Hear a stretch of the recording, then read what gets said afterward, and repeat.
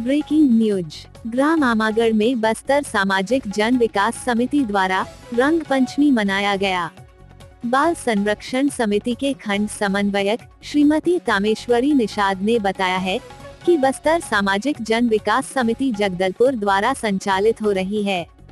इसके तहत कांकेर जिले के दुर्ग कोंदल और भानु प्रतापपुर के 60 गांव में परिवार एवं समुदाय में व्यवहार परिवर्तन एवं स्थानीय संसाधनों को सक्षम बनाने हेतु कार्यक्रम संचालित हो रहे हैं।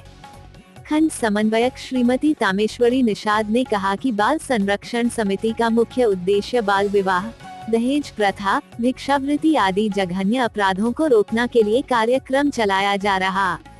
इस कार्यक्रम में बाल संरक्षण समिति के सदस्य कुमारी हरीशा निषाद, कुमारी तरुणा विश्वकर्मा और गांव के बच्चे प्रतिभा शर्मा, कुमारी डिम्पल उके, कुमारी जानवी वासुदेव, प्राची बड़ाई, कुमारी जमुना, युक्ति विश्वकर्मा, युवराज भुआरिया, दुर्गा प्रसाद, ये सभी बच्चे कार्यक्रम में शामिल हुए और ये सभी बच्चे छोटे छोटे खेलों का आनंद भी लिया।